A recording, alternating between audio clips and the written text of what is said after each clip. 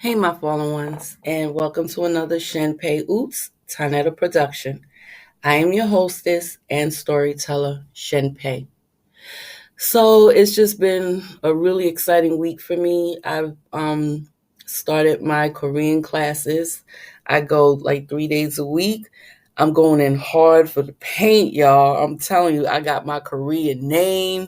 I got my Korean name, and I also know how to say ma in Korean. And I told my sons, I was like, you have to call me by my Korean name, which does, of course, it means wisdom. That's what my Korean name means. It means wisdom. So I told them that I would not respond unless they called me by my Korean name or called me ma in Korean, because right now, y'all, I'm going in hard on the paint. As far as I'm concerned, I am Korean right now, and I am thinking Korean, being Korean, everything is Korean, right? And so I'm going in hard on the paint because really my goal is to, by the end of the year, be able to watch my favorite Korean dramas without having to read the darn subtitles. You know what I'm saying? And I can't wait until the summer semester because I will be spending a summer semester in Korea. So I can't wait for that. I just hope everything, will kind of calm down with this alien biological life form that likes to mutate, you know what I'm saying? And surprise everybody. So I'm hoping that maybe it'll just calm down a little bit, just long enough to let me travel, 'cause this will be my first time going to an Asian country. So I'm really excited about that. And I'm hoping that, everything will be calm because after that trip, or after that travel plan, I'll be looking forward to doing more traveling and visiting other countries that I've always wanted to visit, and not just to go and visit and parlay, but for me, it will be a learning experience. Um, I've had some friends that, well, if for anyone who is looking to like travel abroad and may need to make an income and probably do it digitally, like work from home, um i have I have a list. Well, I get information. It's always good to know people. So I know people. I'm just not going to say who it is that I know, right? But I know people, so I have access to like lots of jobs that are remote, that you can do remote, from anywhere in the country or anywhere in the world, as long as you have a good laptop and good Wi-Fi service in the area, at least a minimum of 20 Mbps. Okay, that's, I think, the download speed, at least a download speed of 20. Okay. So I get information about daily or every other day. So I can do like, I'm willing to do a weekly subscription, $5 a week, or a monthly subscription, $20 a month. It changes every week. So like every week I would add new stuff to it. So you can just email me, shenpei9@gmail.com, for that information. Also, where the money resides at really is in coding, AI, development and production, right? That's where the money resides. If you can do that, like, you don't even need a degree. If you can do that and build a portfolio, you will be in there. And there are so many jobs like that right now. It's ridiculous. My oldest son, he he used the list that I was able to get, and he's doing web specialist. He's a web specialist for GoDaddy. Actually, he makes like $35 an hour. He only does that part-time though, because he has a full-time job. He works for the government. My youngest son, who also works for the government, they were smart, because my oldest, like, he's like really lazy. You know what I'm saying? Like, that boy, that boy is lazy. So I was like, that was really smart. He got a job in the government, so he don't really have to do anything. All he got to do is show up. You know what I'm saying? And show up on time. He good. Boy, I tell you, my youngest son, I won't say that I'm not gonna say that he's lazy, but he's more of an outdoorsy type man. He doesn't like to be like confined in an area. He's not a desk person. And even though he can, like, I told him, like, I've been told him, like, he could have been working while he was in high school building computers for people, because that was a big thing back then, administrative or installing operating systems, or if you get locked out of your computer, he can go right ahead and hack it in and get into your stuff for you if it was something like that, if you forgot your code. Boy, let me tell you, it was so crazy. My son was a hacker, and I remember telling him ever since like middle school, like, boy, do not have police knocking at my door, because he was always back then. I don't know if y'all remember, but since I moved back to New York and my sons were in elementary school, I got a cell phone for the both of them, because I was not about to have them out here, without no way to contact me, right?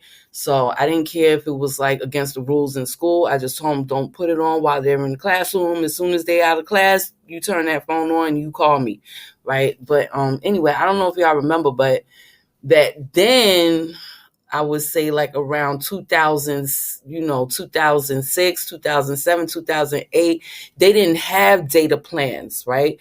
You just had plans for talk and text, remember? And you had to pay, like, depending on what carrier you had, you paid for like 200 minutes a month, and you probably get like free text messages, like unlimited text messages or something like that, right? There were no data plans, and if they had any, it was really, really, really expensive. So what my son used to do was he would hack into people's shit and take and use their data. That's what he would do, and he would do that at school. He would hack into the school system. I don't even know if I should be even saying this. I'm like incriminating my poor child. But he would hack into the system and take their Wi-Fi. And even then he told me he was mad about that, because he said their Wi-Fi was restricted. So he couldn't even really visit all the whatever he wanted to visit. You know what I'm saying? So I was like, oh my God, this boy, I tell you. But I used to always tell him, look, I don't want police knocking on my door.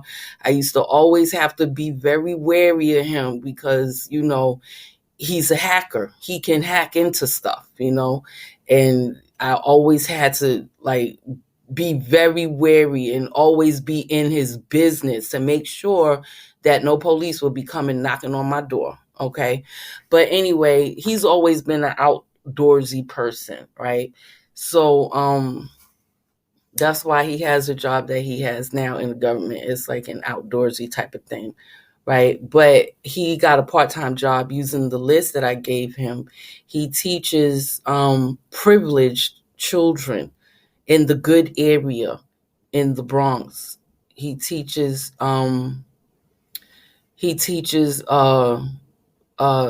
is that, coding? He teaches coding. Yeah, the privileged children that live in the Bronx. But he does that online. He makes $27 an hour just doing that. And that's part-time, because he already has a full-time job. So he works like part-time, like maybe 18 or 19 hours teaching young babies how to young children. I think they're like elementary school age. He teaches a small group, and he does that like 18 hours a week, and he makes $27 an hour and doing that. And my oldest, he makes $35 an hour. So they got those leads from the list that I had, right?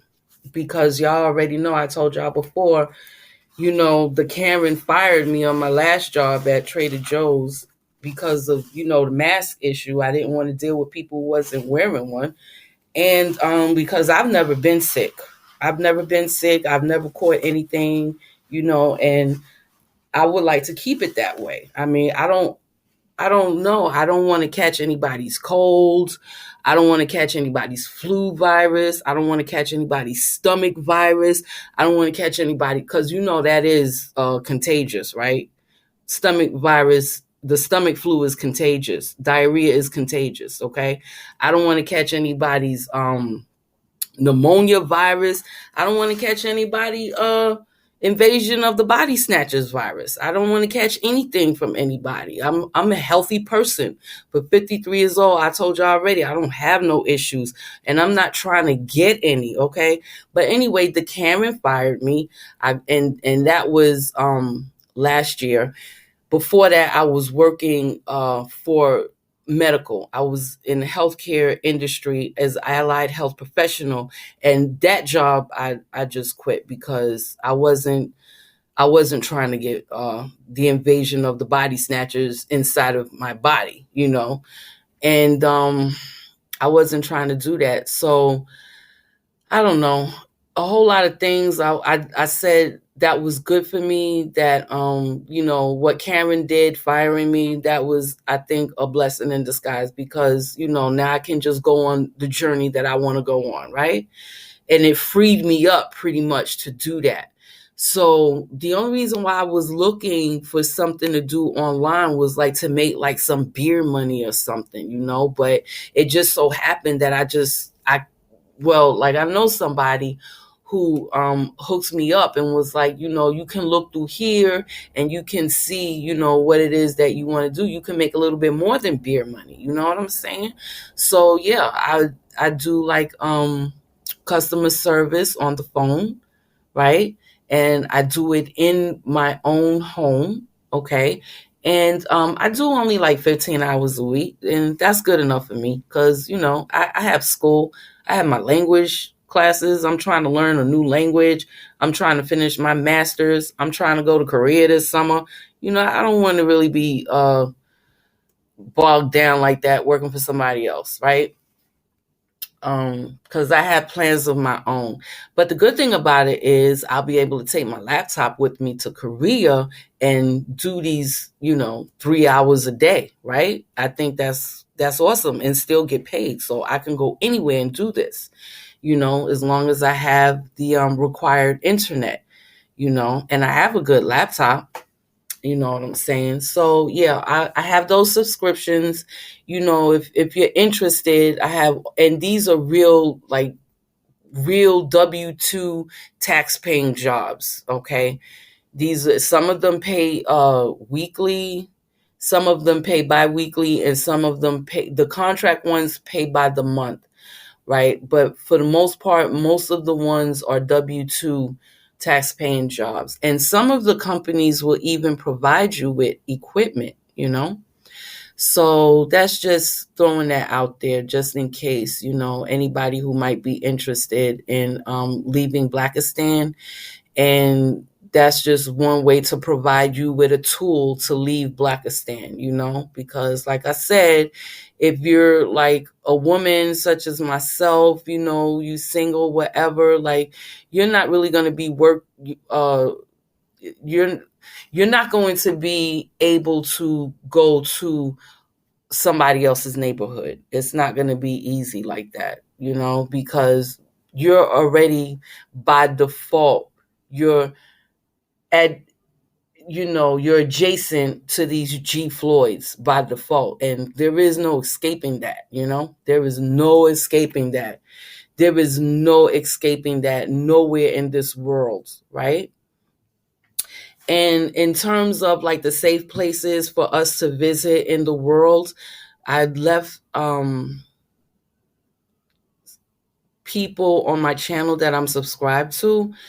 Those women there, especially Stephanie Perry, I've learned a lot from her, and I found the other channels through her, except for Mary Jane and Energy. I found Mary Jane through the Black Experience in Japan, who interviews a lot of American descendants of slavery, or a lot of American women that such as myself, American descendant of slavery, because I'm not black anymore, okay? I'm not black no more, okay? I've stopped being black for a long time now. But it was his channel that I was subscribed to for some years. Actually, I had a friend, I had two friends that had moved to Asia. This was like back in 2008, right? They moved to Asia. One, he's a guy, he moved to Japan. Another, she's a woman, she moved to Taiwan. And well, the guy, he never left Japan. He said he's never leaving Japan. He's never coming back here, right? He's American descendant of slavery. The woman, she doesn't have a home base yet. She still enjoys traveling. She's like my age now. She still enjoys traveling, around the world and teaching, and she just enjoys it. But, she says she's never coming back here either, and I found out through the Black Experience Japan channel, like right after they've been trying to get me to leave. And I was like, no, because I still had the boys. They were like still in little people elementary school, and I was like, I can't go anywhere with them. I have to provide stability and all of that. I was making those excuses. Before I had them. I lived all over this country. I traveled all over. I passport hopping. I'm telling you, it was like that. I remember them days when we used to just go to Cancun, Mexico, just to go to the beach, and we used to go to Miami just to go to the club. I was living that kind of life. You know what I'm saying? I was never like in one spot very long. You know what I'm saying? Traveling outside the country. Boy, I tell you, mostly to Caribbean islands, you know what I'm saying? And to Latin America, I've never been to Asia. I've never been to Europe. That's why I'm so excited, this year that I'll be going to Korea. Everything works out, if, God is willing, everything works out, as long as the mother God sees that it's okay, she'll let me do that. But yeah, so that was before I had them. I was never still. I was a gypsy. Okay. And I was using them as an excuse, like, no, I can't, And then finally, when they were like in middle school, and wasn't middle school, yeah, like the end of their middle school years, that's when I ran into the Black Experience of Japan channel. And this guy, he lives in Japan. I think he's from the Caribbean, and him and his wife and his children live there. And what he does is he goes all around Japan, and he interviews American descendants of slavery, people from this country that decided to leave and go and live in Japan. And he would ask them why they did it. Would they ever come back here? How did they like living in Japan? Why was it different? Like, I've learned so much, And he interviewed this one lady, and she had two small children. And she was a teacher, and she moved to she was like, she was tired of the mess over here, struggling, with her children by herself, and she had enough, and she left. She didn't go to Japan, she went to Vietnam. And what she said about that was she just picked up her children and just left. They went to Vietnam, she said, and she didn't pick a place right away to live, that she actually wanted to make that decision with her children. So they stayed for a while in 3 different cities until they found the city that they were really in love with. And her life was good from there. She homeschooled her children, and she had another job besides the teaching. I mean, she got into the entertainment business over there. It was just crazy how that story went. But I was like, wow, like she, like I could have done that. I was making all of these excuses. And I mean, I know it probably wasn't easy for her to make that choice, but she went over there and everything was okay. It wasn't, like I was making excuses. And when I think about it now, the best education could have been, you know, taking my babies and traveling the world so they can see different cultures and learn about different things and speak different languages and, just not be so narrow minded, like, you know, like a typical American, regardless of what shade they are, you know? And it was just awe inspiring to me. And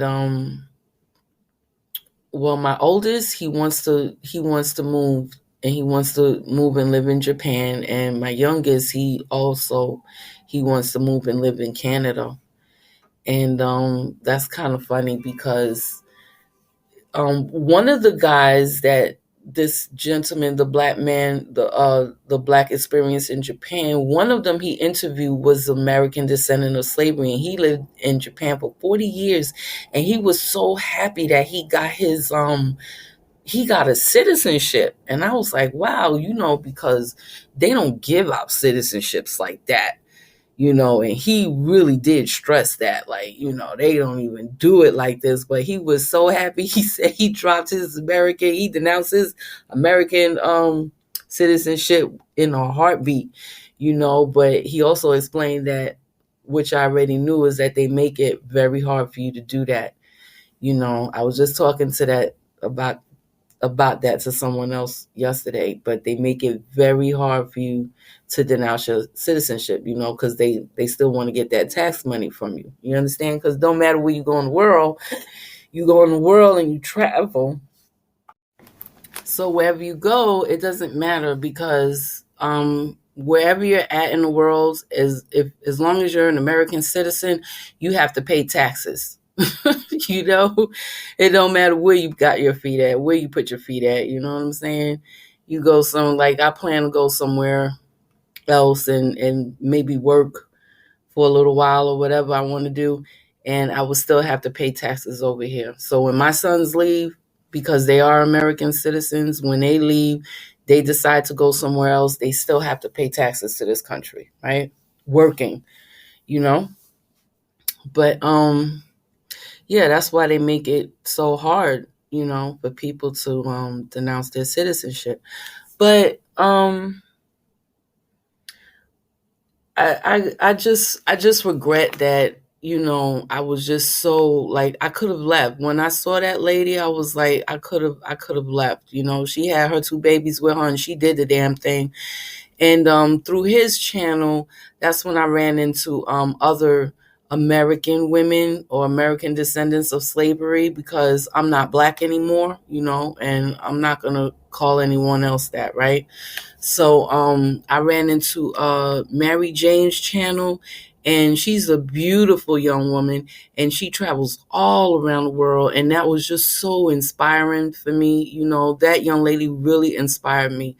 I really admired her courage, because she travels solo, and she has a lot of followers. And I remember there was this one time where and I'm glad she learned her lesson, because it was a little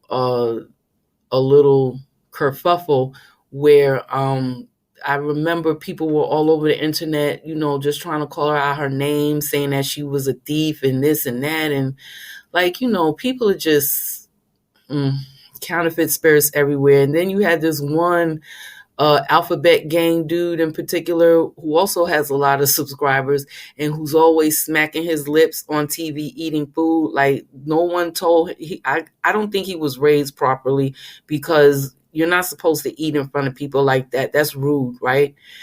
But anyway, he smacking his lips, call himself, going off on her.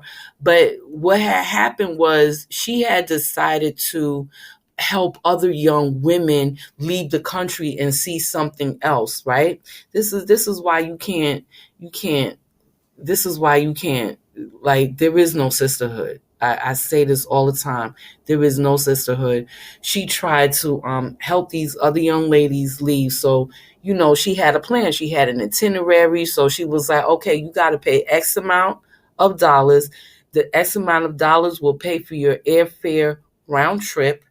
Then for the hotel, and because Mary Jane was who she was, she was getting discounts and using it for these people, right? So they had to pay S amount for the hotel. And then she had an itinerary of things that, they were going to do during their stay there. Well, it all started with this one struggle butt chick. She was like crying on a video, and I saw that video, and she was like, oh, I gotta pay my rent. I need $800 to pay my rent. and Mary J won't give me my money back. I need to pay my rent. I'm like, oh my God, what's wrong with you people? Like, what's wrong with you people? Why y'all out here pretending to be something that you not? Why you over here stunting? If you know you got to pay your rent and you can't afford X amount of dollars for leisure pleasure, then what are you doing? Like, what are you doing? And then you're going to badmouth somebody because you can't pay your rent, because you gave them your rent money, because you can't budget. So I'm so glad when I heard Mary Jane, the young lady, say that she was never going to do any trips like that again, and she's good by herself. I was so glad to hear her say that. She is good by herself. You know what I'm saying? A lot of us are. You know what I'm saying? Good by herself. She beats her own drum, like she said. And I was so proud to hear her say that. But, she learned. She learned from that awful experience. And that's what's important, that she learned from that. That was the important part. She learned from that. That's right. You go, girl. You go, girl. But she inspired me. The other young lady, her channel name is Energy. She inspired me. It's very encouraging. This, and I'm not even going to front. I live vicariously through them. Okay. They're young ladies and they living their best lives, traveling the world. They ain't worried about nothing and nobody but themselves, like it should be. You understand what I'm saying? Real talk. But it was watching their channels that Stephanie Perry came into my feed. Now, I think she's younger than me, but she's older than Energy and Mary Jane, but I think she's younger than me though. I'm 53. So I ran into her channel, and that was a real blessing, because it was like, something, I could still do this. I could really still do this, I could still do this. It's not too late. The boys are almost out of high school, and I can do this. Yeah, I can do this, and maybe I can even encourage them to, do the same thing. But that was already in their mind. They already knew that, my oldest already knew that he wanted to go to Japan, and he knew that since he was in the 5th grade. And my youngest already knew that he wanted to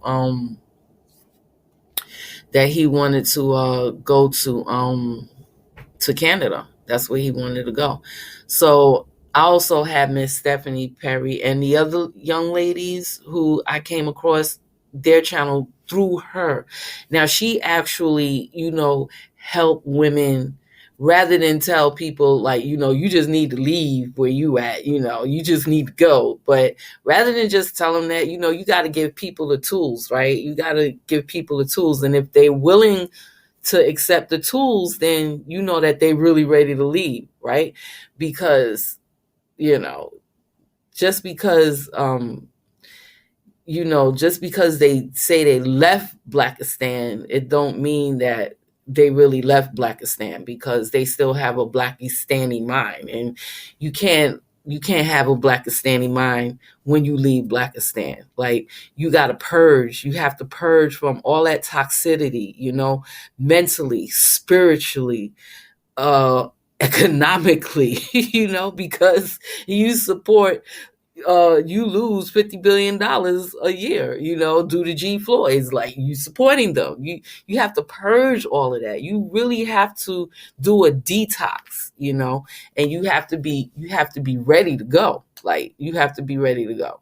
But she gives you the tools, and she hooks you up with other people that can give you the tools. So I learned a lot watching her channel, right? I learned a lot watching her channel and the other channels that Peaky Girl Travels the World, Sheeta's on the Loose. It's a lot of them. I've learned a lot, That was my reason for that was my main reason for getting access to and access to the resources of lists of online jobs, because it's everything is going online now. Everything is going online, I mean, the only people that's going to be out there working are the slaves. I hate to say it, but it is what it is. It is what it is. And we still have to work, we still have to make a living, Some people don't work. They just, cyber panhandle, they don't offer you a service, and they're just panhandling, right? But anyway, she gives you the tools. She gives you the tools to, what you need, and like steps to, like, she doesn't coddle you, right? But she gives you the tools that you need. It's up to you to use them. Like, are you going to fish for a man, or are you going to teach a man how to fish, right? Okay, there it is. So that was my main reason of looking for the resources to get online work, and I have a lot of that going on. So I will sell a weekly list. It will be updated weekly at $5 a pop, or $20 a month. You get all 4 weeks for the month, right? You can email me, shenpe9@gmail.com. The information is in the description. You can email me for the information. So I also have information on where you can get free coding classes and even AI development classes. So I'll leave those links in my description box, or you can just email me for the links, and I'll just give those to you, because that's where the money really resides, and if you can do something like that, I mean, like I said before, it's so much out there. It's so much out there. But that's not really what I came on here to talk about. I wanted to talk about spirituality and how everything that happens is connected to it. And I wanted to, well, there are plenty of examples of that. This is why I don't call myself divested. I just say I'm not Black anymore, because even, if you look, that whole, it's like whatever quote unquote Black people try to do in terms of a movement, it is always corrupted and co-opted, right? It's always some type of corruption. It gets corrupted and then co-opted, right? Somebody else like takes it over. Okay, you can look at that with the Black Panther movement, the conscious community, which I used to be a part of. I used to be a part of the conscious community. The Black Panther movement, I actually had an aunt who was in the movement, and I mean, I just remember, boy, I tell you, it's just sad how this is a historical thing that I'm talking about. This is not, you know, fiction. These are facts. Anytime these so-called black people, and I'm talking about so-called black people in America, American descendants of slavery in particular, right? Anytime they proceed to make some type of movement of upliftment, you know, and basically that's basically what the movements always begin on, that premise, as an upliftment, of the people, right? Anytime that happens, I'm telling you, it's always corrupted. It's always corrupted. And I'm not even going to go into the Black Panther, but I'm 53 years old, and I'm just starting with that history right there, okay? I'm not even going to talk about all the slave revolts or the slave revolts that's never happened, because those movements have been corrupted and co-opted. A lot of them didn't happen because you had traitors in the bunch that went and told on people. A lot of you, and then you got the conscious community, all of these people talking about, we was kings and queens. Well, let you know that a lot of you were not. Well, none of you were kings, okay? None of you were kings, right? And not everybody was queens, okay? And that's a whole history, that I'm not going to get into right now, but I'm going to get into that maybe a little later. But I'm saying most of you were traitors. Most of you were traitors. You weren't kings. You were traitors, And with that conscious community, boy, I tell you, I used to be a part of it. That was the movement. But back then, like I said, I'm 53. Back then, we were it was a movement of the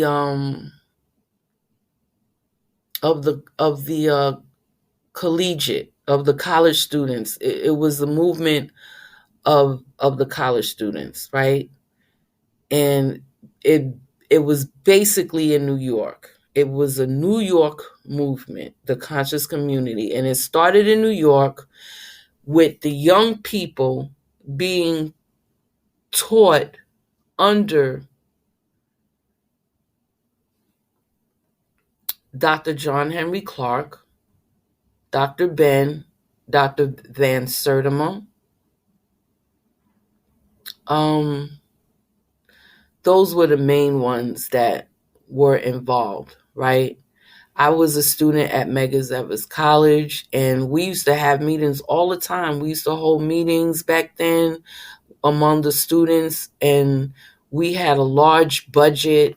I was a part of the student government, but I was also a larger part of the University Student Senate, which is all of the 100 colleges within the city university system. And we always got a part of everybody's activity fees. So we had like $1 million budget. Right? And I think I said this before. I was a student leader at Medgar Evers College. Dr. Betty Shabazz, the late Dr. Betty Shabazz, bless her soul, may she rest in power. But I remember when we had a meeting, we would, because anytime the student leaders, how it worked was by the bylaws of the student government, the student leaders had to have a faculty member as an advisor, right? Dr. Betty Shabazz was our faculty advisor member. And I remember her telling us one time, we were protesting, I think, the city budget, because we would protest things like that. We wasn't protesting about George Floyd's and things like that. We were protesting about, whenever the city made a budget and, certain neighborhoods wasn't getting any money, education cuts and things like that.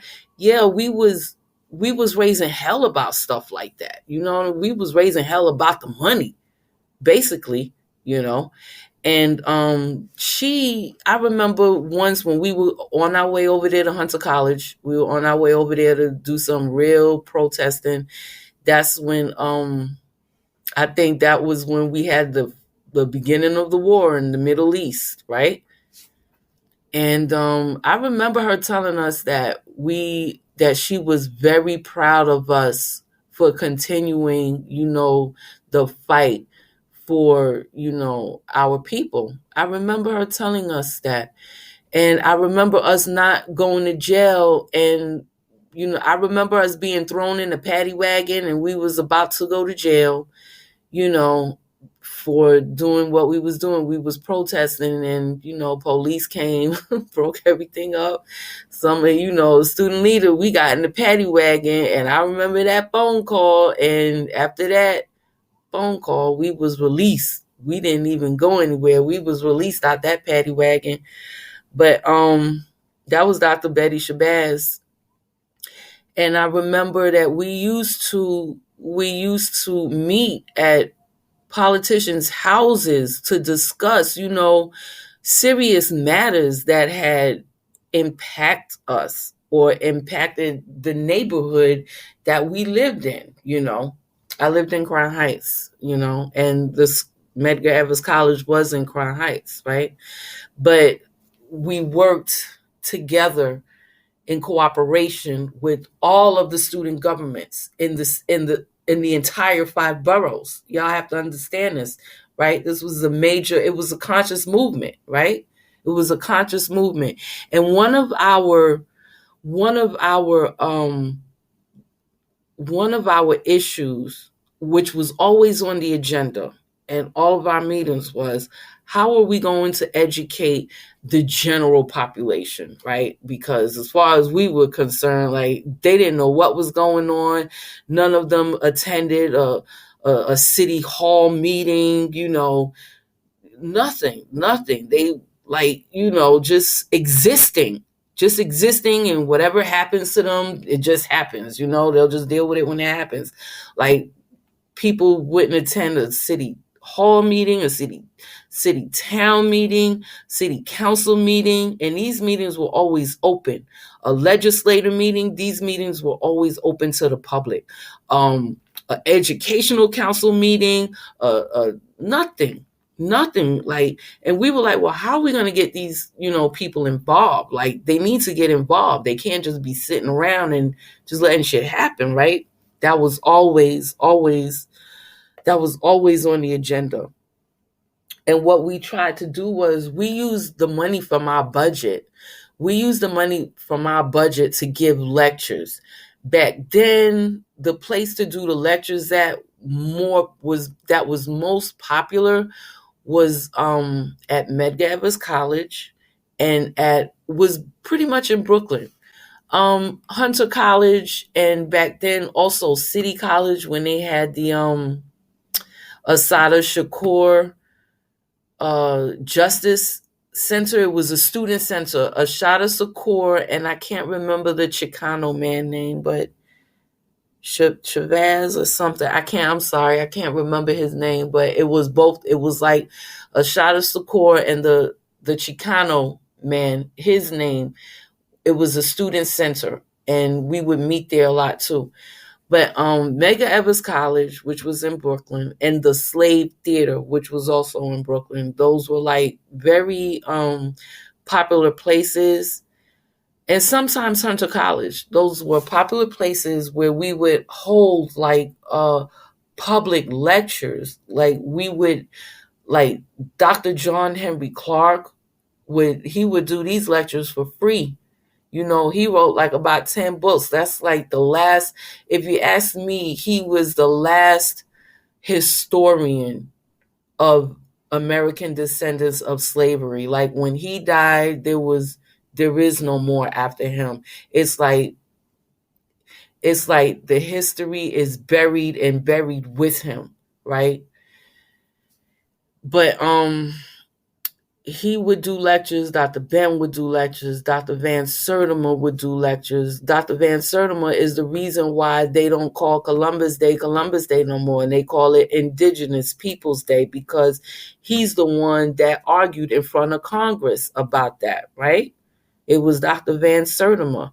And what inspired me about him was that, he said that he almost committed suicide. He tried to poison himself because when he was working and attempting to get his PhD, he was told by, the academia, and I don't have to tell you what color they were, but he was told by the academia that what was he doing? Because quote unquote, Black people don't have no history. They've never done anything ever in their lives. So like, what are you doing? Like you're just like them. You're never going to do anything because Black people's never done anything. They've never built anything and stuff like that.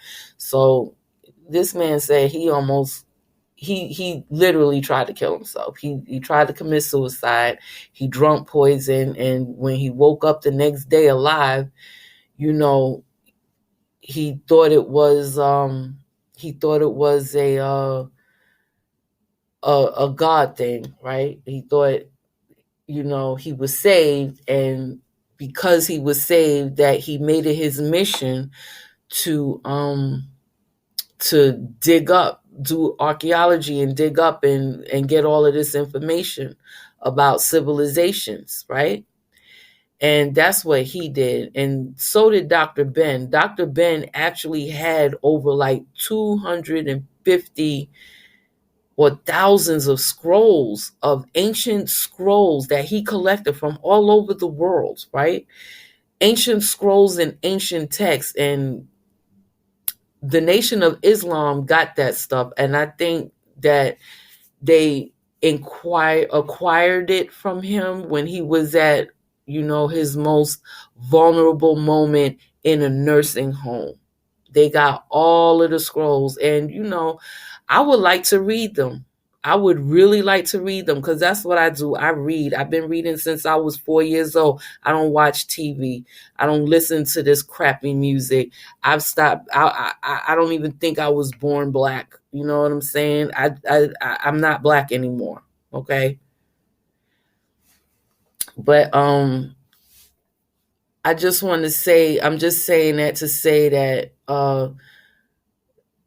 yeah, the Nation of Islam has all of his scrolls, all of his works, his antiquities, everything that he's collected from all over the world.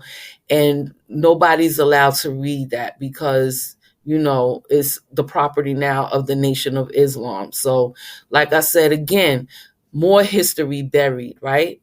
So Dr. John Henry Clark being our only historian. And if you look for this video on YouTube, I think it still exists, is Dr. John Henry Clark on there. He gives a lecture after Louis Farrakhan had his first Million Man March, right? Which I want to say was nothing but, co-opting energy because everything is spiritual and Black people don't, or, the ones particularly here do not really understand that how they're being co-opted for subverse manifestations, right? But let me continue, right? So they he during his first Million Man March, I think that was in the 90s or whatever, Dr. John Henry Clark did a lecture right after that, and it's on YouTube, and it's called The Million Man March and Fake Leadership. That's what it's called. So if you have a chance to listen to that, and I don't know how this man could, read this man, and if you just listen to what he's saying, and people are under a spell, right? And particularly the Black ones that want to laugh at, all of that spirituality and say that they don't believe in it and all of that stuff, but they're under a spell, right? you have a dude, and I heard him say it with my own ears. I used to have so much respect for Farrakhan. I really did. I remember being a teenager, and I remember going with my friend down the block. We all grew up together, right? So we knew each other forever. But I remember going with my friend Muhammad, who was like the only Muslim. He was the only Muslim in the neighborhood.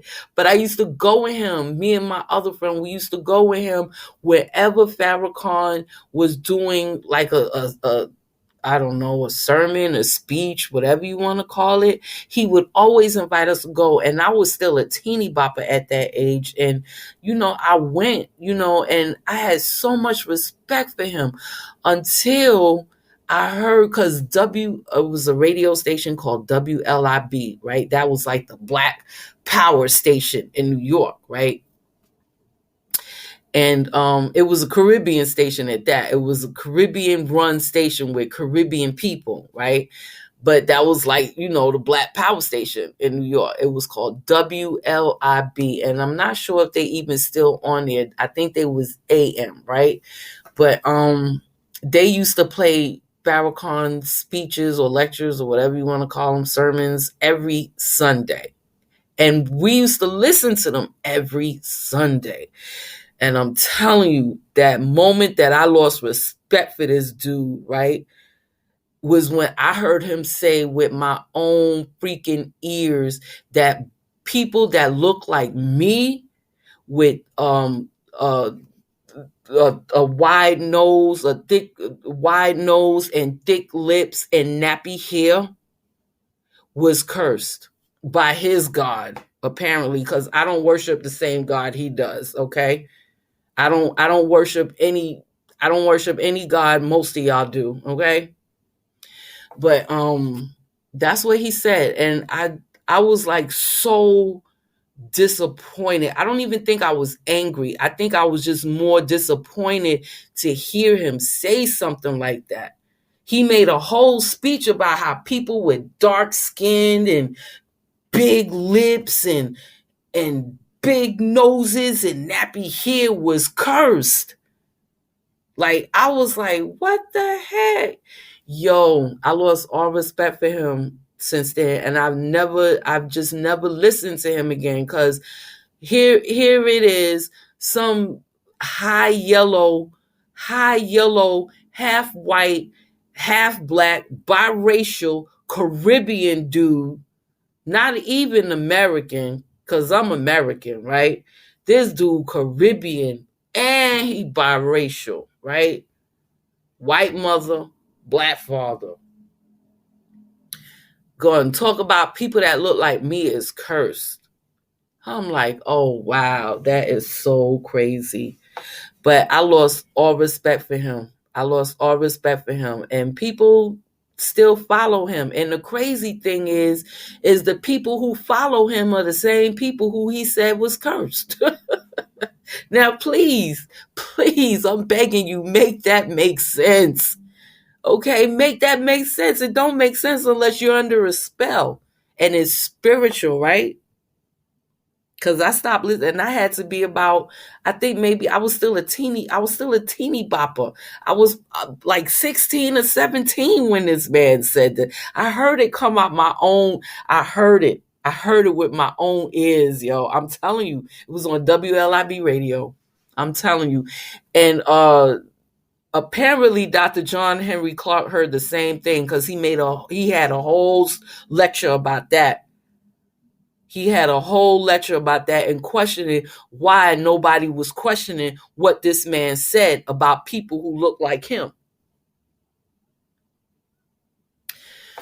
But everything is spiritual. The conscious movement was co-opted. There was some people in the conscious movement who was using the name and the energy of Dr. Ben while he was vulnerable in a nursing home and couldn't even speak at that point.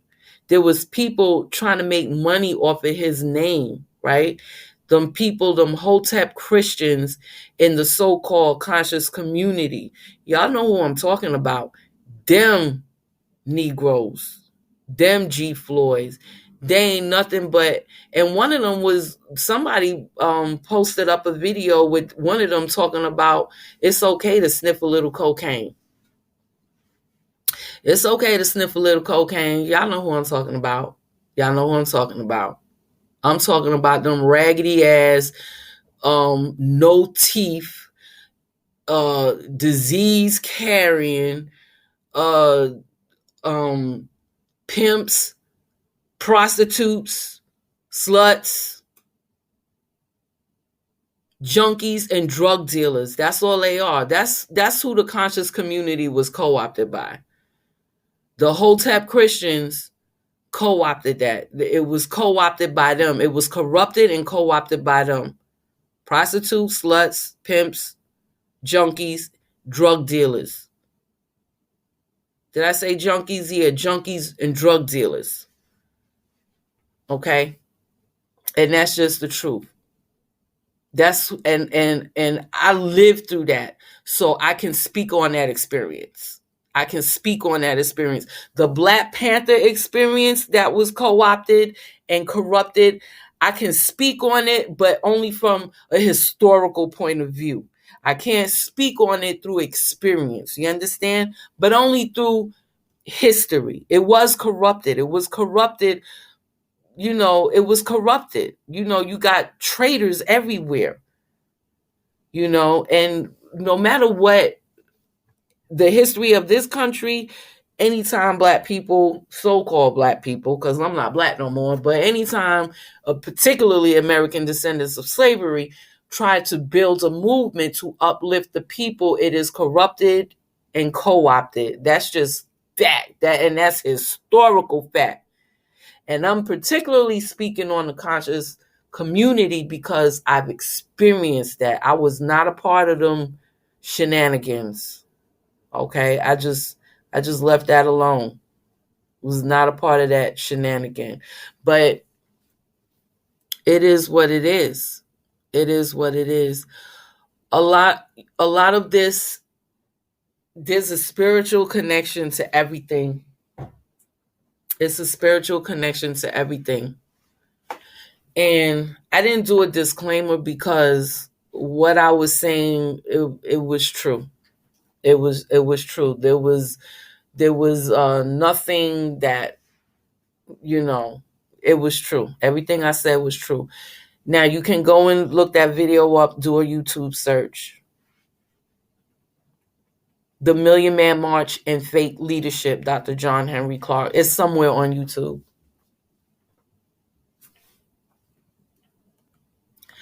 So I left that community alone.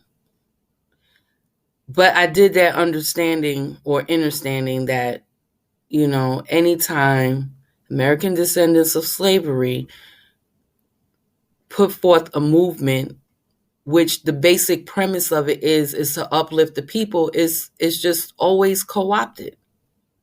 It's always co-opted. Just like the conscious community was.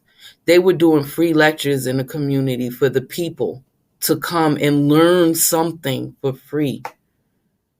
That's what we were doing in my college days when these people were still alive, and we were being guided and directed from them. But these Hotep Christians that co-opted the whole thing, these pimps, drug dealers, drug pushers, and junkies and sluts and prostitutes, when they co-opted that, it was disgusting. Like, you're charging people $25 to come in here. You talk about what?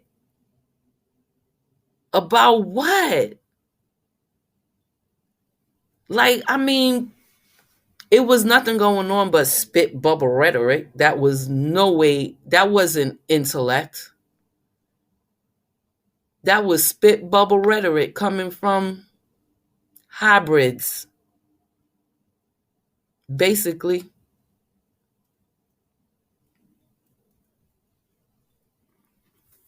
So I'm not Black no more. And I'm not divested either because, that's also been co-opted.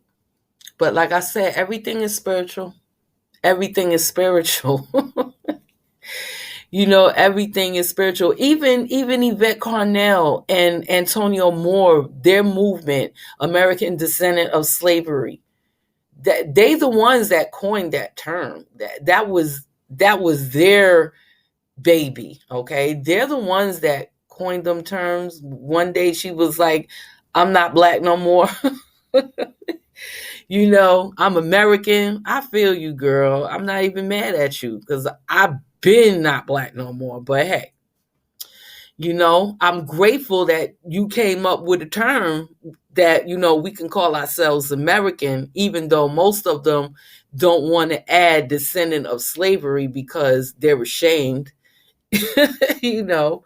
But I think they're ashamed of it, and the fact that a lot of them don't know. A lot of them don't even know. I don't even think a lot of them, let alone know their daddy, they don't even know who their grandparents are.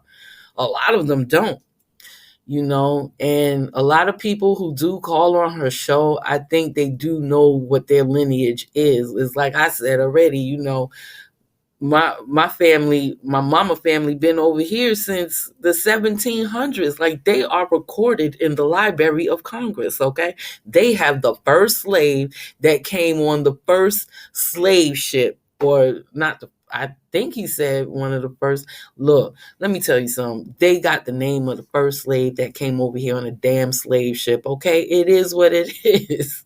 You got people running around here talking about, oh no, we weren't no slaves, we was already here.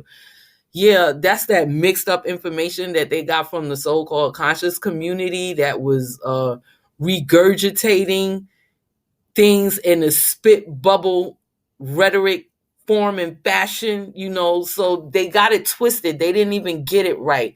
I don't know what they was reading, but that's not what Dr. Van Sertima said, right?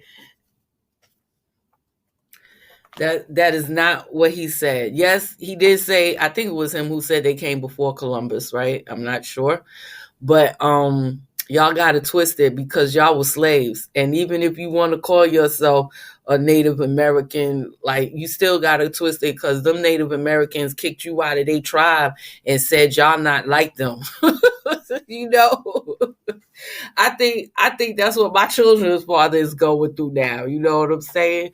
Cause he was one of them, and then they put him out talking about, you not like us. Okay, look, nope, you not like us. But I mean, if you know history, then you would have to know that Native Americans held American descendants of slavery as slaves too. Okay, so hey, look. So I don't know. I think it's probably because they butt hurt, but also because I heard Baba Credo Mutswa, who's Zulu, who was, may he rest in power, Zulu shaman. I love to listen to his stories. I read his book, Endowing My Children, and oh my God, it was everything. When I read that book, it made a whole lot of connections for me. I'm telling you, when I finally read that book, it made a whole lot of connections because I'm a spiritual person, right? So of course, not everybody is gonna understand it, right? But damn if it didn't make a whole lot of connections for me. But anyway, as he said, but it's like he said, not Dr. Baba Credo Mutswa. I call him Baba out of respect. He's a shaman. But anyway, it's like he said, in the beginning of time, of the African time, in the beginning, right, they didn't have jails and they didn't execute people. He said the reason being because African people were not afraid of death, right? And they were not afraid of death because they knew that they would come back. They would come back. That death was not eternal, right? That they can come back. So if you kill them today or you threaten to kill them, they'll be like, oh, that's all right. I'll be back. I'll come back as, probably a cow and step all over your whatever, you know what I'm saying? Or shit all over your yard or something like that, right? So he was like, they wasn't afraid of death. And he said that, of course, in the beginning of time, when I explained to you in my other videos that, it was Mother God worship, right? We all worship the Mother God, right? And not only that, but the villages or the nations or the communities were governed by the witches and the oracles, okay? And it was governed by them. Like, they were the government, right? And he said that they would, in order to he said that African people, the only thing that African people were afraid of was magic. That's what he said. And he said the witches used the magic to whip people into shape, right? And they would make themselves naked. They would get completely naked and paint their bodies, with these marks that look like tattoos. And they would walk around the community to intimidate people. The people were intimidated by their nakedness, right? And then they were in fear of their magic that they thought the witches to possess, right? He said that was the only thing that the people were afraid of, because you couldn't threaten them with death. And they didn't have jails to put people into jails, right? Because you could put, you put your child on timeout for 5 minutes, they still come back out and do the same thing, right? So he said that, yes, that's what they were afraid of. They were afraid of the magic and the naked witches intimidating them. But he also said if it got to the point where they really had to punish the person or the criminal, he said that what they would do is they would banish them from the community, meaning they were no longer allowed in the community. And once you are banished from the community, that was like a death to the African. That was like death. That was like, once you're cut off from your roots, it's like you're walking dead, right? You just haven't had the physical death. You to be buried 6 feet under. You have a mental and you have a spiritual death. Basically, it's a spiritual death, right? Which is connected to your mental, right? So you have a spiritual death. And he said that that was worse than putting people to death, because they wasn't scared of anything but magic. But sometimes that didn't work, scaring them either, and those people would be banished from the communities. And when they were banished from the communities, it was like they were an outcast. They were cut off from their roots. And it was so cut off that they couldn't go into another community within the continent of Africa. It's not like they could be banished here and then go 100 miles down the road and, go and live with that community. You understand what I'm saying? Because, we're not a monolith, so-called Black people are not a homogenous people, right? There's over 5,000 different languages on the continent of Africa, right? We're not, and then there's other languages in the Caribbean that, were born out of slavery, right? So, Black people are not a monolith. But what he did say was that, even though there were like different languages and everybody was different, he did say that there were like 10 universal laws that the whole continent of Africa would follow. So it didn't matter if you didn't understand the language, you understood those 10 laws or those 10 commandments that you could not break, right? nobody could break. It didn't matter what language they spoke. They all knew what those commandments was and what they could not do to each other or anyone else, right? So he did say that even if that person got kicked out, that was that their death they was experiencing, because they couldn't go anywhere on the continent of Africa and blend in with another community, because that community would already know that they're like a stray dog, right? They would already know that they've been exiled from their own community. So, and if they were exiled from their own community, that means that they had to do something really, really, really bad for that to happen. So they didn't want to be a part of that. They didn't want to let that into their community. So the person couldn't do anything. And this is how the Moors were born. That the Moors are a tribe of the exiled people, right? From the different communities. That's who the Blackamoors are. That's exactly who they are. That's exactly who they are. They was born out of the criminals. They're a band of freaking criminals. They're thugs. That's who the Moors are. So I don't even understand. Well, I do understand, because people don't know anything. They don't know. They just, if it sounds good, they'll just identify with it. And they do that because, and when I'm speaking of people, I'm speaking particularly of American descendants of slavery.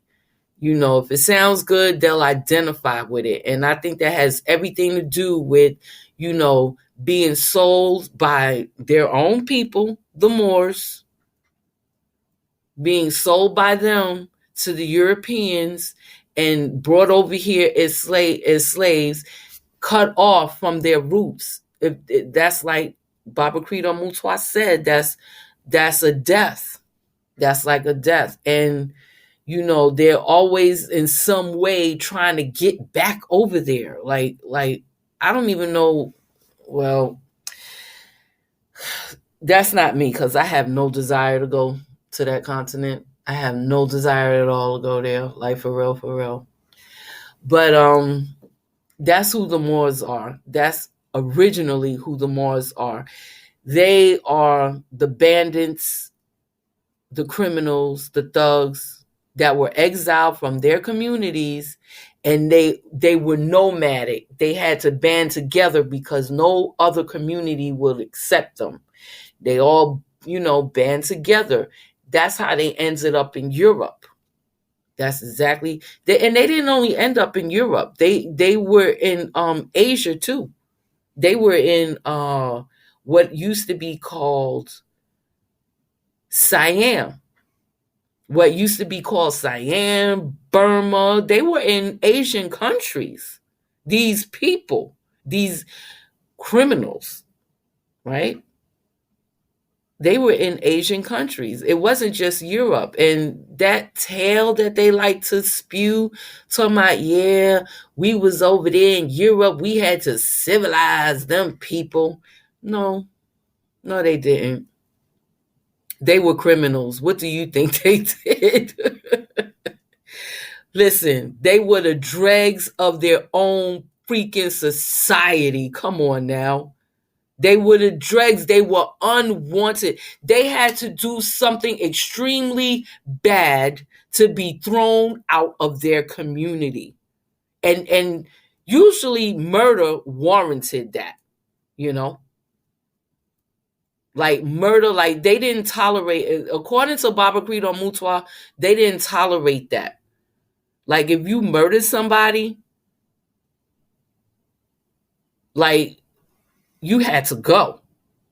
There were no second chances for you. You had to go. There was no jail, no second chance, no rehabilitation, none of that.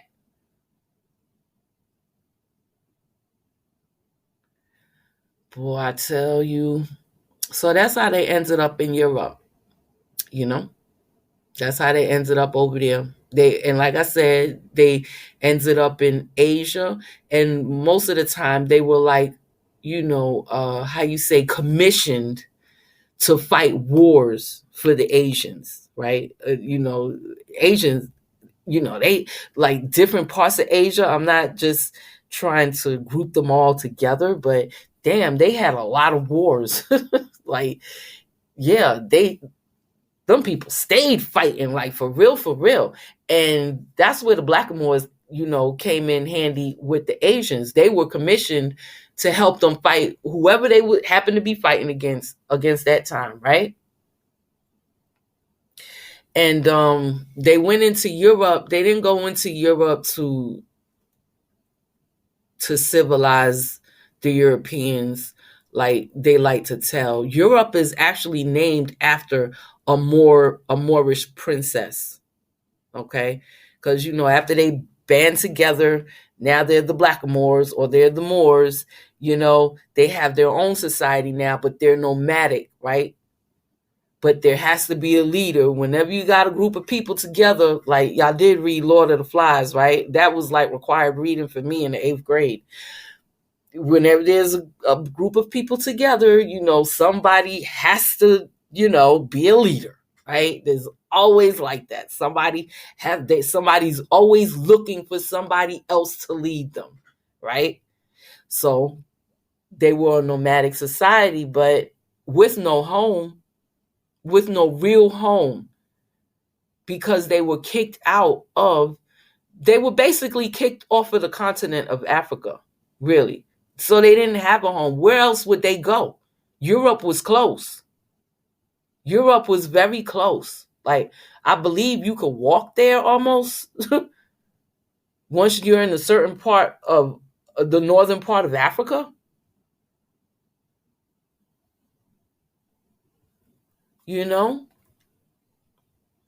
But Europe was named after a Blackamoor princess.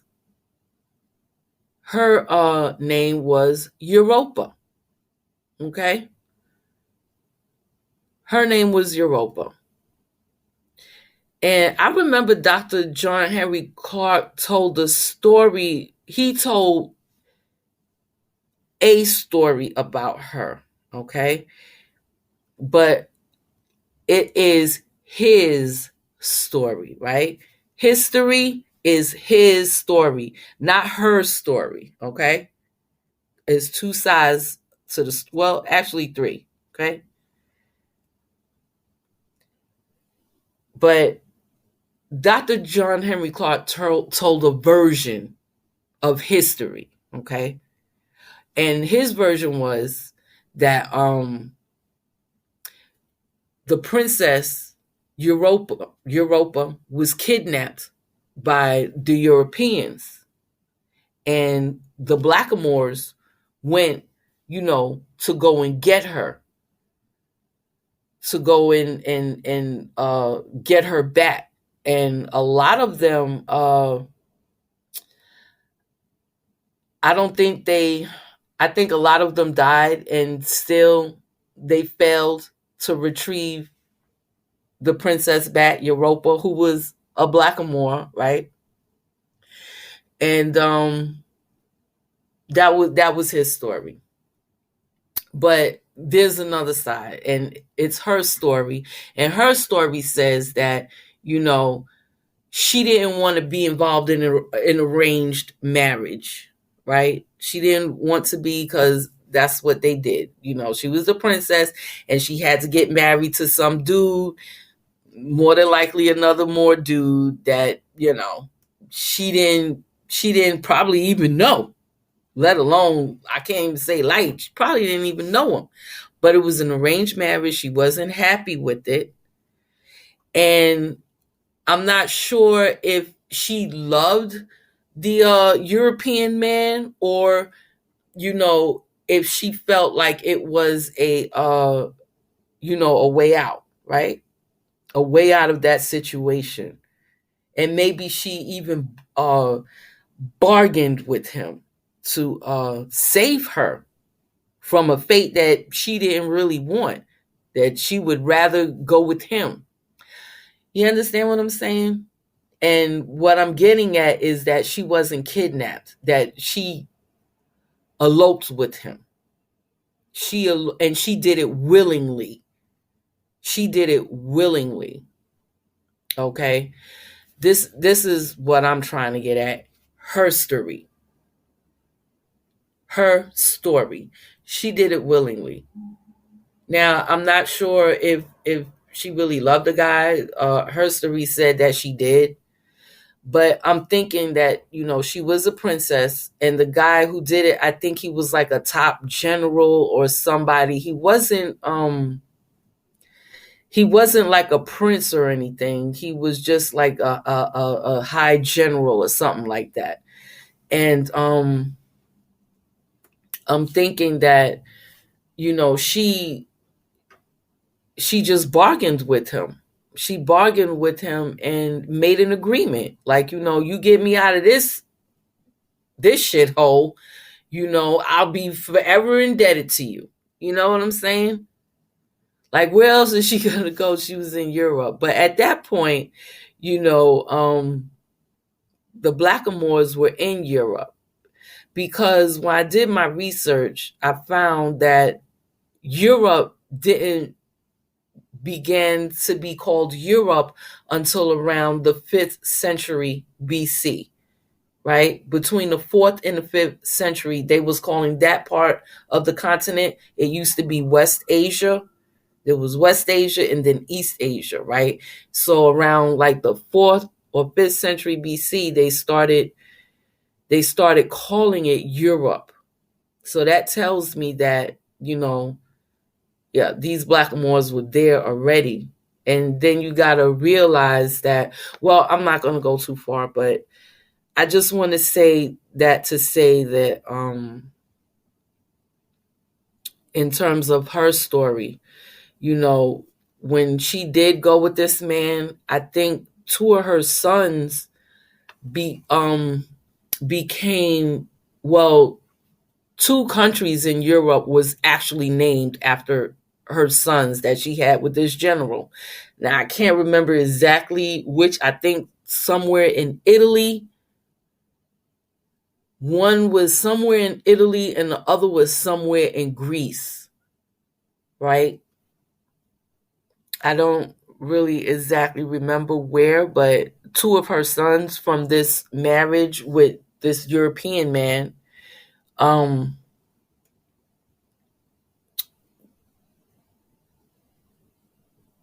became kings of these 2 areas. One in Italy. I know for a fact one was in Italy. And I'm thinking the other one was in Greece, but I could be wrong. But, you could always look it up yourself and let me know where I was wrong at, okay?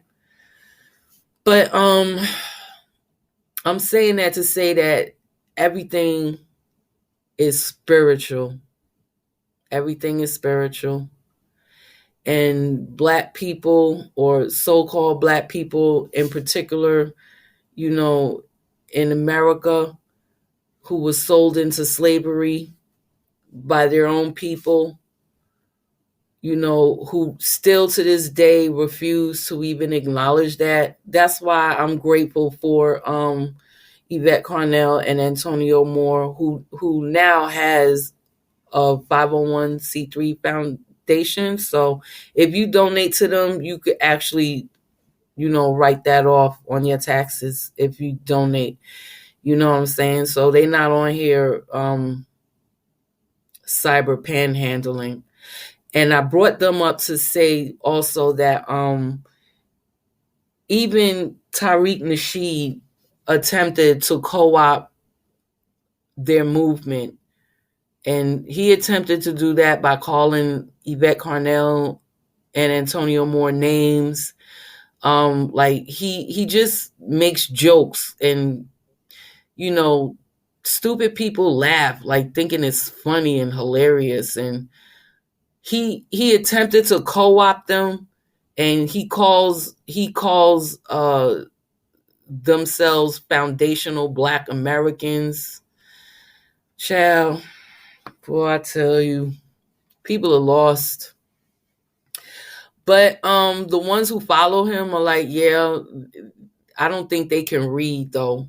The people that follow him, I don't think they can read. They can't even express themselves properly. They don't even express themselves properly, and I don't even think they can read, to be totally honest with you.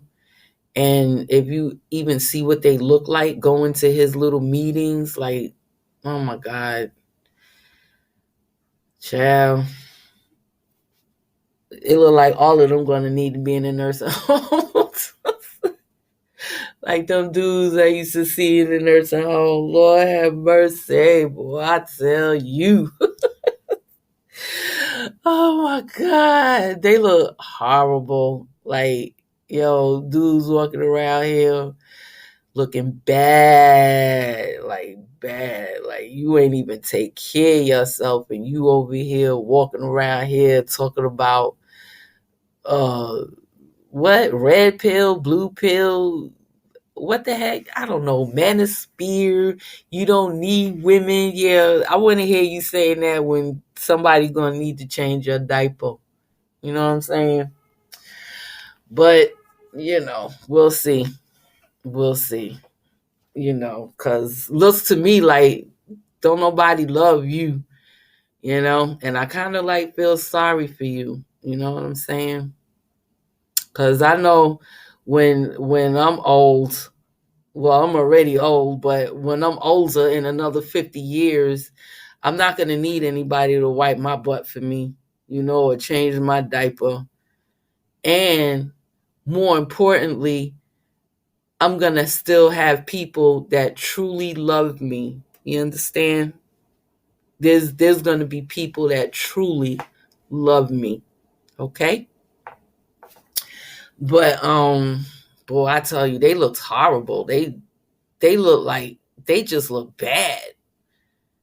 I don't care how they try to dress it up in a suit and tie. Them foundational Black Americans, they look bad. Like y'all look bad. Y'all look horrible. Y'all don't look good. Okay. But even that dude tried to co-opt and corrupt Yvette Carnell and Antonio Moore's American Descendant of Slavery movement. And oh my goodness. Like I said, they started their movement for the upliftment of so-called Black people, especially the ones in this country, right? That's been here for as long as my people been here, since the 1700s, right? And they were co-opted. They weren't co-opted, but he made an attempt to do that.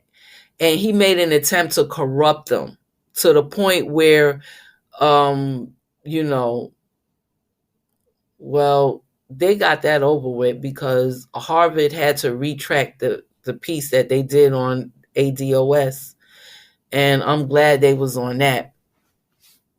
But you have fools like this that is being like the is being taken by the media as the mouthpiece for everybody. And that's dangerous. That's like really dangerous. You know, that's like really dangerous. So there's other things that's been co-opted, and everything is spiritual, like the protesting with okay, like Black Lives Matter, right? Black lives do matter, but Black lives only matter as resources. That's it. Like, you're a human resource. Black lives matter only as resources, right? For food, fuel, which is the energy that you give to manifest these demonic spells and curses, and entertainment.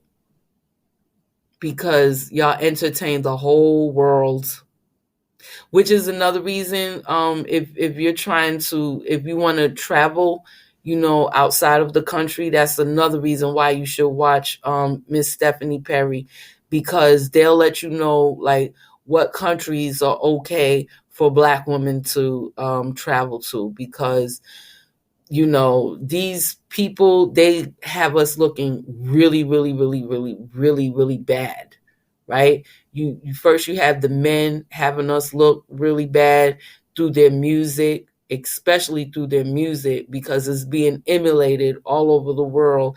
And then you have the women that perpetuates this nonsense, right? So some places you might go into the world, they'll look at you like you're a prostitute, right? So you want to definitely check Stephanie Perry's her travel guide, okay? You definitely want to, because it's bad out here. It's just bad. It's just really, really bad. But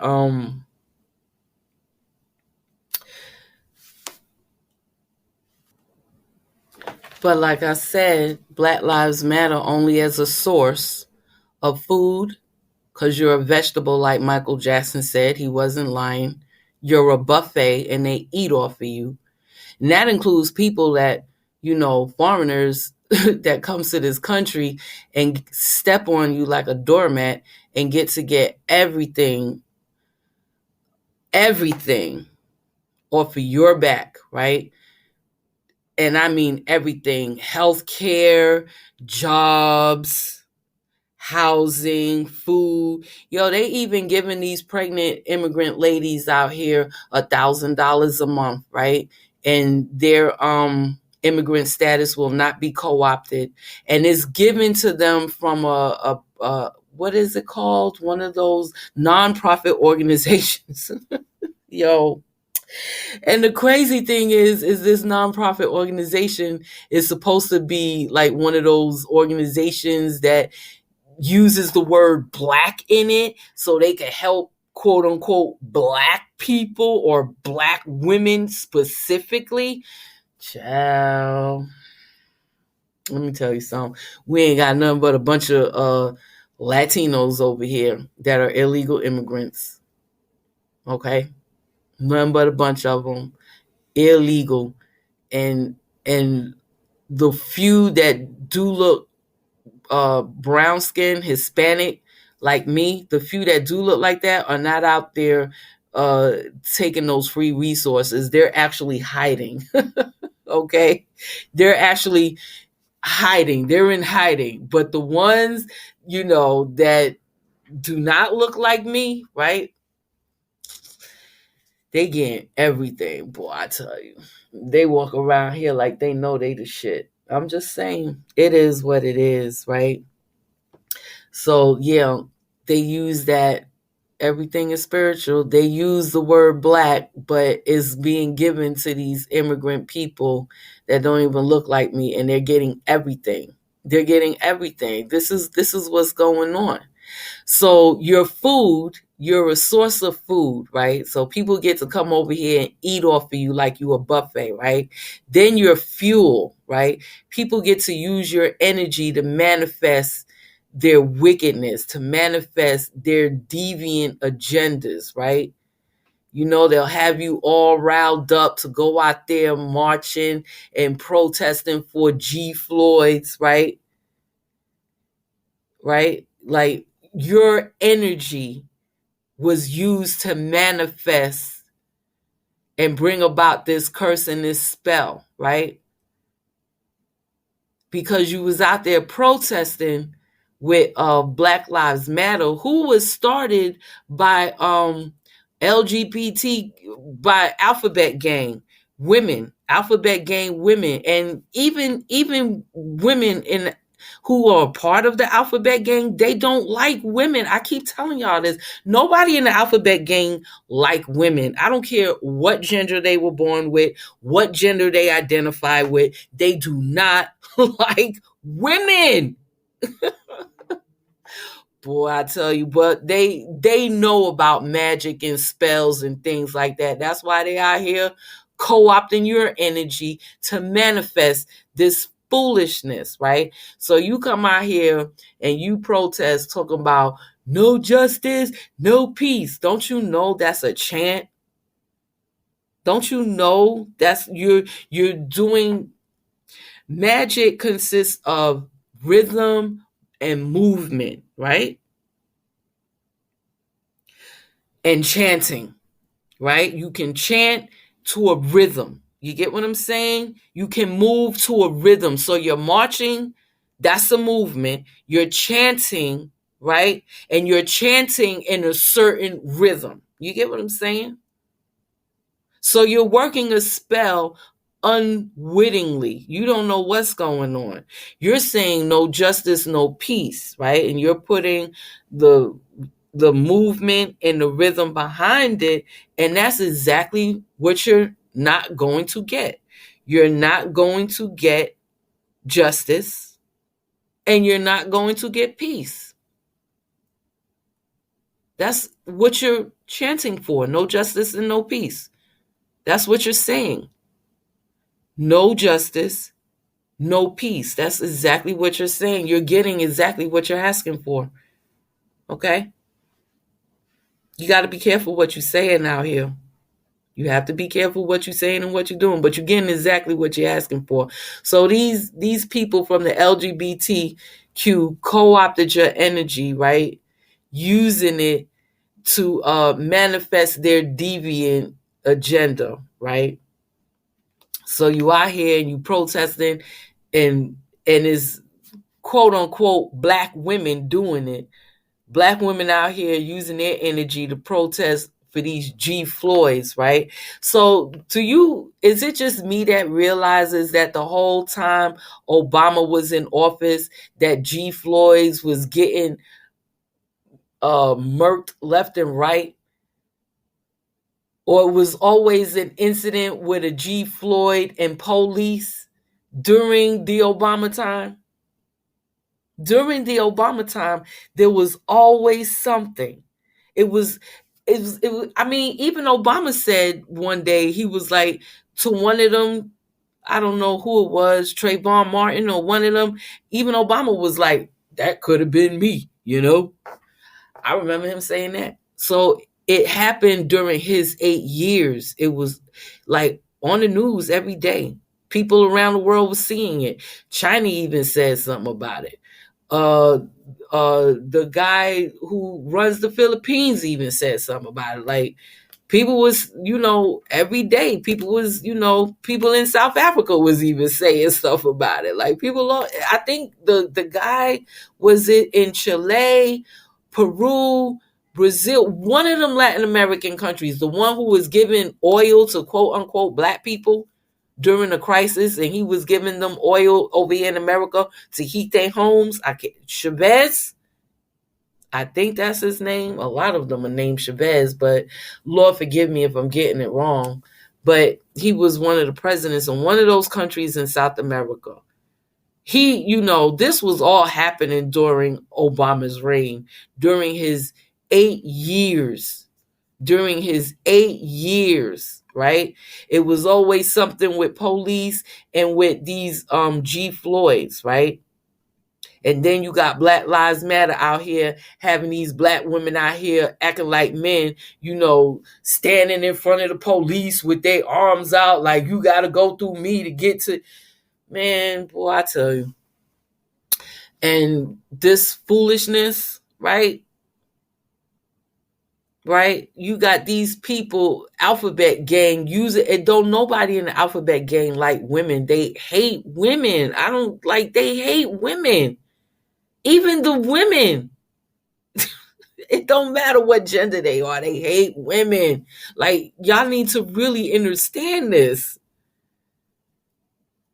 So they co-opting your energy. You out here talking about no justice, no peace, right? Right? You out here talking about no justice, no peace. And you notice now, as soon as Trump gets into office, right? Now all of a sudden everybody want to act like, because of the alphabet gang, right? Now all of a sudden everybody want to act like it's a problem, right? So now they out here rioting, occupying streets like they did. What was that? In Colorado or Washington State. They out here rioting, looting stores, you know. Then you got well, maybe they wasn't white. Maybe they were Jewish kids. Cause I heard the dude I was on Good Mother's channel, and she was playing a video of some men on the panel, and one of the men, who I'm assuming was Jewish, was telling the other men, well, Jews ain't white. You ain't never heard me say that I was white. Okay. So maybe it was the Jewish kids out there, you know, pretending to be white, because I don't know. I had to disagree with him, because in history it shows that at least the extremely rich Jewish people, they were white when it was convenient to save their lives and to save their family lives. They were white. They turned white. I mean, I wish I could just, turn white. But when it's convenient for them, only the rich ones, because the rest of them have to be the sacrifice. But when it's convenient for them, history, this is a historical fact. This is not my opinion. This is historical fact. When it's convenient for the Jewish people, they are white. Just like it when, is convenient for the biracial people in my mother's side of the family that can pass for white, they're white too. They ain't black, they white. They pass for white. I wish I could do that. I mean, really, I want to be white too. Well, somebody actually said they was giving me an honorary white pass. And I really appreciate that, coming from a white person. You know what I'm saying? But I'm just saying, y'all, it's a mess. But the dude was like, he wasn't white. So I'm thinking that it wasn't white people out there with them G Floyds talking about no justice, no peace, and looting and burning up stores and looting. I believe that it was Jewish people, Jewish kids doing that. That's what I believe. And I'll probably get my video taken down just for, saying that opinion.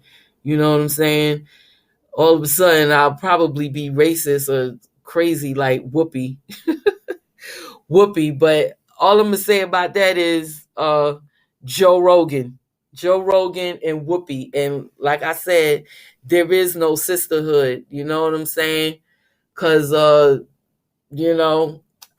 I'm not saying that I even support Whoopi, because she never supported Monique. You understand what I'm saying? When Monique came out, so it is what it is. You lay with dogs, you get fleas. Hell, you know what I'm saying? But all I'm gonna say about that is Joe Rogan, Whoopi Goldberg. That's all I'm gonna say. Joe Rogan, Whoopi Goldberg. Ciao. But so they co-opted your energy. So when Trump comes in office, now you have the black kids and the Jew kids out here tearing shit. Then you have the Jew kids out here tearing shit up, and you got some of the black kids like, oh, what you doing? We ain't out here trying to do that. You trying to make us look bad? I know y'all got to remember this, right? Y'all trying to make us look bad? We ain't out here for that. What you doing? You trying to burn stuff up? Then y'all going to just blame it on us? But I noticed that they did that when Trump was in office. Not when Obama was in office. They waited until Trump got into. Why? Why did they wait for Trump to get into office to do that? I'm not saying that I like the guy or anything like that, but I'm just looking at this from, hey, I'm not saying that I like Obama either. I'm just looking at this from the outside, and I'm trying to figure some shit out, okay? I'm like, 8 years of this with Obama, right? And then all of a sudden Trump comes in, and now the black kids and the Jewish kids want to act up. You understand what I'm saying? I don't think those were white people. I really don't. I really don't think those were white people. Like, because like the guy said, the Jewish guy said, Jewish guys are not white guys. And I've never heard, he said Jews are not white. That's what he said. That's exactly what this Jew person said.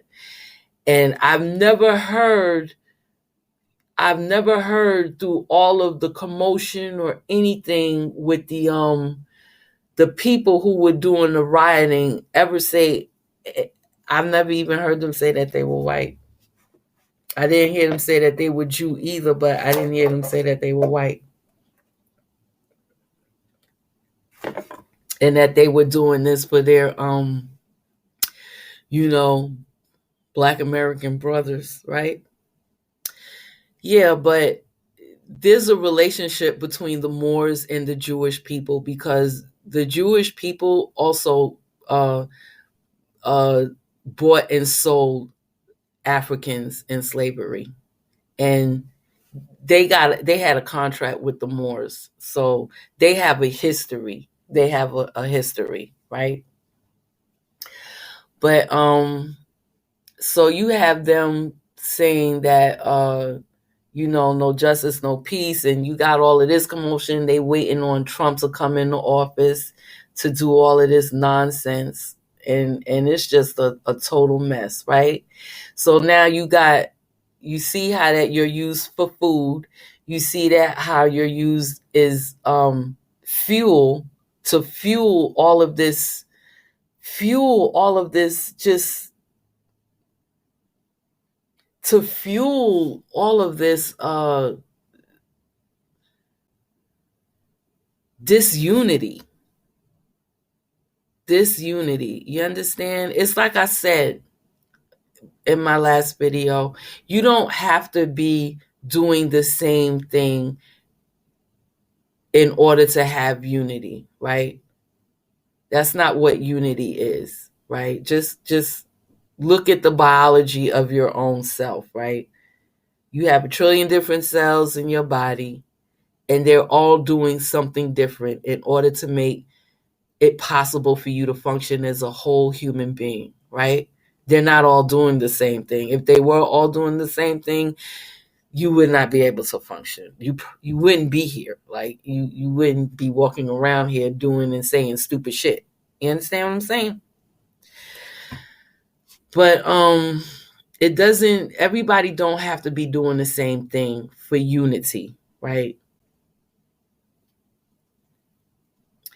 Just look at the Canadians. I'm just, to me, they demonstrate unity. Like the lady asked them, "Oh, what do you say about them trying to say that you're racist and stuff like that?" And he was like, "Look, he's like, I'm biracial." He was like, "I'm here with people that speak all these different languages." He was like, "Bump that, we Canadian." I'm like, I know that's right. You know what I'm saying? He's like, "We Canadian. What the hell?" I know that's right. And that's what I see in them. I see unity. I see that they demonstrate that. I see that they demonstrate that there is no fear in love. Like you'll probably go to your church on Sunday and hear your pastor talk about how you got to fear that God, and that's the only way he'll love you. There is no fear in love. That's not what the Mother God teaches, right? There is no fear in love. There is no fear in love. For real. Okay? But your fear is their power. So that's also what I see demonstrated by the Canadians, right? If they were, if they were in fear, then the Canadian government would have power over them. But even though they've been threatened to have their children snatched from them, to be thrown in jail, to be fined $100,000, to be thrown in jail for a whole year, and have their trucks confiscated from them, I don't see them budging. They're not scared. They're not scared. And because they're not in any type of fear, the government has no power over them. They can't do anything. Like, they can't do anything. I mean, the only thing I can see them coming to do at this point is probably have a firing line. And well, it ain't no telling, because these people are crazy these days. The government, like the lizard, is really coming out of these governments all over the world. the lizard is really coming out of them. Their tongue is just sticking out, and boy, I tell you. But I would hope that they wouldn't do no firing squad, but I think at this point that would be their only option. So like if they really wanted to get rid of everybody, they'd have to do a firing squad, because these people, they're in no fear.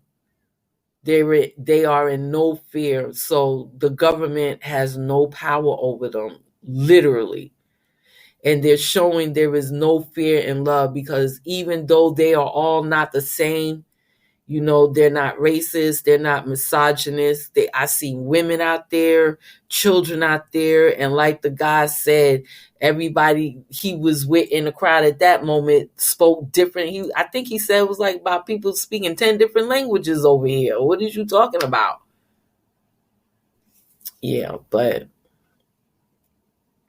so that's the next thing I wanted to say. So they use you as food, fuel, and yeah, you were the fuel that also got their $1 million houses in neighborhoods that you would never be able to live in. How about that? One of the co-founders, the real butchy looking one. Yeah. I think she bought like a couple of $1 million houses. I think it was 3. Yvette Carnell even did in a video about that. I think it was 3 houses this chick bought, and all of them were in neighborhoods that none of you would ever be able to get into unless you're a rapper. Unless you're a rapper. I don't even listen to that crap. I don't know who be supporting y'all, because I don't buy that crap. Oh my God. Unless you're a rapper or you play ball, you're running a ball for somebody. Oh my God. And that's so sad. Like, that's all y'all know how to do. Like, that's why I don't even write, because I'm like, don't nobody read no damn more. Like, these people don't pick up no books. Like, that's all y'all know how to do is just rap and play ball. You can't even fucking plant a piece of food and let that grow. Like, for real. Like, that's just sad. That's just so sad. Like, that is just so sad. I used to get insulted when people asked me what sports my sons played. I was really insulted by that shit. Like, no, they don't play sports. They build program and design robots. They build computers. They build apps. They build software. Like, no, they don't play sports. Well, they did, but I didn't make it like, oh, you got to play sport to get a scholarship to get me out of Blackistan. You understand what I'm saying? It wasn't like that. I let them do that so they can learn, how you say, sportsmanship and team player, like how to work with other people, and also not only how to work with other people, but how to be in charge of the other, or how to lead other people, basically. How to lead other people. Those are important skills to learn. You understand what I'm saying? So, but yeah, I would be insulted. I was insulted when people would ask me that. It's just sad, yo. And not only do they know how to build robots and program robots and design robots and software and all of that stuff, and I told them they need to take their talents to an Asian country where they'll be appreciated, because that's where all the high-tech stuff is anyway, in Korea, Japan, and China, right? But anyway, that's another story. They not only can they do that, but they know how to make shit grow. Like, they can plant a seed and that shit will grow. You understand? They can cultivate. But boy, I tell you. So they use your energy to give you no justice and no peace, because you was out here yelling no justice, no peace, and that's exactly what you got. You ain't never get no justice, you ain't never get no peace. And that's all magic, spell, mantra. And they have to use your energy to manifest that, right? So while you ain't getting no justice and while you ain't getting no peace, right? They getting these $1 million homes to live in where you would never be able to. And then you have entertainment. Well, like I said, all you know how to do is rap and play and throw a ball. And it's like you're just like what, court jesters. You're just court jesters, and you're on the platform for the whole world to see that you're just court jesters, right? You're just court jesters. You're on TV with your degeneracy, men, women, then you got this dude making these movies, and then they're dressing up like women, making fun of the black woman. It's just disgusting. It's just, and I'm not black no more, and I never watched TV myself. I was never a TV person. I've been reading since I was 4 years old, and when I first learned how to read, I taught myself how to read, and I could never put a book down after that, and that's true to this day at 53 years old. Okay. I even read to my sons, even though they could read to themselves. But even when they was in middle school, I was still reading to them. As a matter of fact, I read that full book to them in Double My Children by Baba Credo Muswa. I sure did. So I was never a TV person. It was like anytime I watched it, it was like I lost brain cells. So I couldn't do it. I couldn't do it. I was never entertained by that. I was never entertained by TV. Now, good movie, yeah. I like international movies. I watch international movies. Good movies, yeah. I like a few of the old black and white movies. I like Betty Davis. I like all her movies.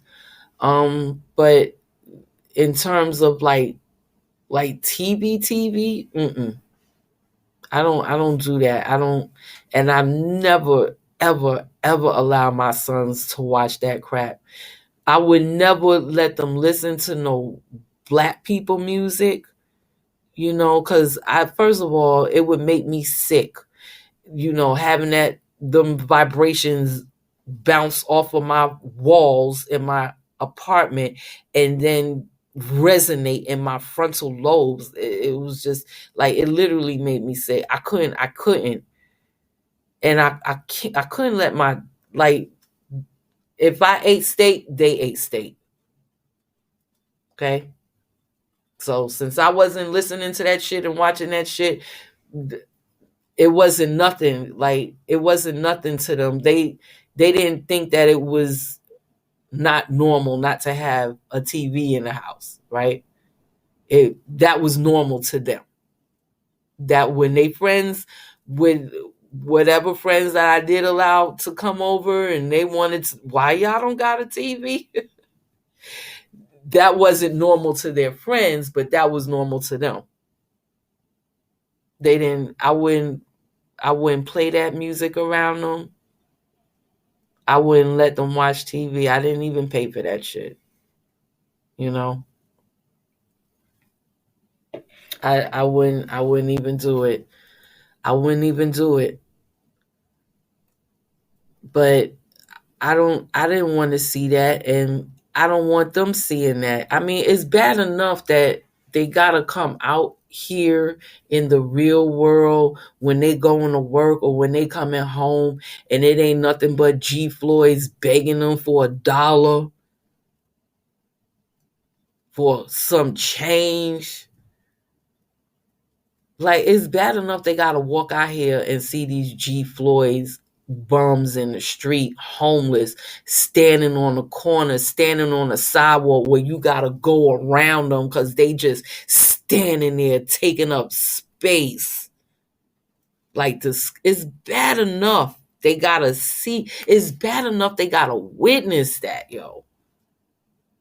And yeah, they are all G Floyds. Now, I don't really notice the Latinos like that because the ones that are out here,